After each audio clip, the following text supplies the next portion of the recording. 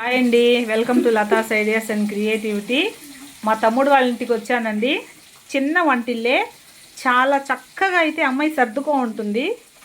అది మీ అందరికీ ఒకసారి చూపిద్దామనే ఉద్దేశంతో షూట్ అయితే చేస్తూ ఉన్నాను. అంటే మనకున్న దాంట్లోనే చక్కగా సర్దుకుంటే చాలండి, చాలా అందంగా ఉంటుంది వంట రూమ్ అనేది. అయితే ఇప్పుడు చేపల కూర ఉడుకుతూ ఉందన్నమాట. మా నెల్లూరు జిల్లాలో జిలేబీ చేపలు అంటాము. ఆ కర్రీ చేసింది మా తమ్ముడు భార్య, పేరు ప్రియమ్మ. ఉడుకుతూ ఉంది. ఈసారి అయితే ప్రాసెస్ చూపిస్తుంది మీకు. నేను ఒకసారి వచ్చి షూట్ చేస్తాను. అంటే మా నెల్లూరులో ఎలా చేస్తారా అనేది మీకు నేనైతే ఒకసారి చేసి చూపిస్తాను. ఓకేనండి. ఇంకోటి ఏంటంటే వేంపుడు చేస్తూ ఉంది. ఇలా ఫిషెస్కి ఇలా మసాలా పట్టించింది. ఏమేమి పట్టించావు ప్రియమ్మ? కారము, ఉప్పు, అల్లం తెల్లగడ్డ పేస్ట్ ఇవన్నీ పట్టించిందంట. పసుపు ఇవన్నీ పట్టించి ఫ్రై అయితే చేస్తూ ఉంది. చూసారా ఎంత బాగున్నాయో? అసలు చూస్తుంటేనే తినాలనిపిస్తుంది కదా. మా ప్రియం అయితే చాలా బాగా వంట చేస్తుందండి. ఈసారి ఒకసారి షూట్ చేస్తాను మీకు.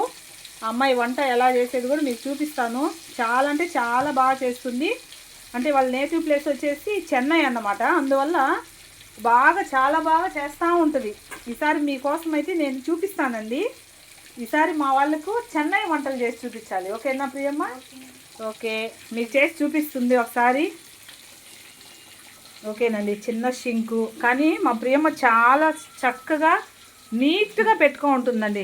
అందుకే నేనైతే షూట్ చేస్తున్నా. ఎందుకంటే పెద్దదా చిన్నదా అని తేడా లేకుండా మనము పెట్టుకునే దాన్ని బట్టే ఉంటుందన్నమాట వంట రూమ్ అనేటువంటిది.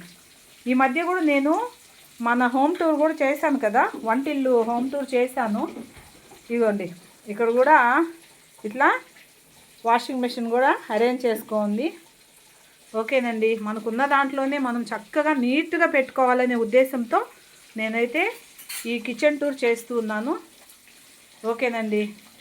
ఒకసారి అయితే మీకోసం నేను మా ప్రియమ్మ వంట మీ ముందుకు తీసుకొస్తానండి. బాయ్ అండి.